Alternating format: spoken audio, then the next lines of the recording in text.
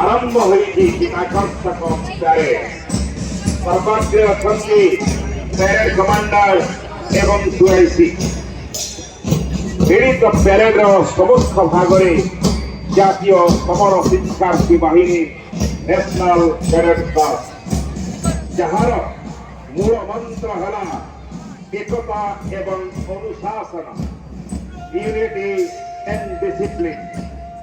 Unity and कहुतुबा NCC विभागर आज परेड कमांडर एवं डीआईसी मुख्य अतिथि एवं जातीय पताका को सम्मान प्रदर्शन पूर्वक आग को बढ़ी चली।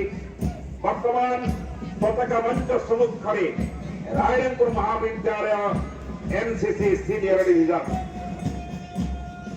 मुख्य अतिथि को सम्मान प्रदर्शन पूर्वक आग को बढ़ी चली। यहाँ पताका मंच सम्मुखें Rairangpur high school junior division NCC army wing एवं वर्तमान पताका मंच सम्मुखें Rairangpur high school junior division NCC air wing group NCC स्थल बाहिनी आकाश बाहिनी जल बाहिनी माध्यम देशर सेवा करुच्ची।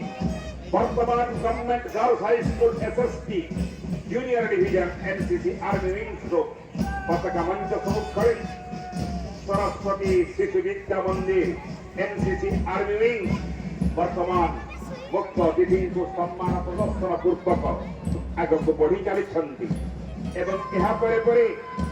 एनसीसी आर्मी विंग रघुनाथ जीव विद्या निकेतन समस्ते सुंदर भाव सुसज्जित हो आज परेड प्रदर्शनी पड़िया जातीय दिवसर ए प्यारेड समस्त मंत्रमुग्ध करुच्ची। मिलित प्यारेड अन्यतम आकर्षण स्काउट एंड गाइड ग्रुप वर्तमान रेड क्रॉस ग्रुप प्रथम दल रायरंगपुर हाई स्कूल पताका मंच सम्मुखें government girls high school red cross कहे तीनटी कथा स्वास्थ्य सेवा विश्व बंधुता।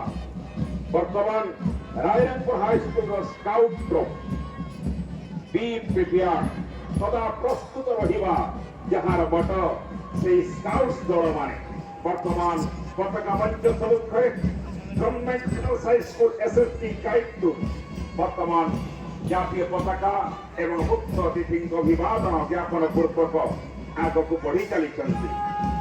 स्काउट एंड गाइड ग्रुप अन्यतम आकर्षण सरस्वती शिशु विद्या मंदिर स्काउट ग्रुप वर्तमान पताका मंच सम्मुखें आरंभ है सिविलियन ग्रुप चिताकर्षण।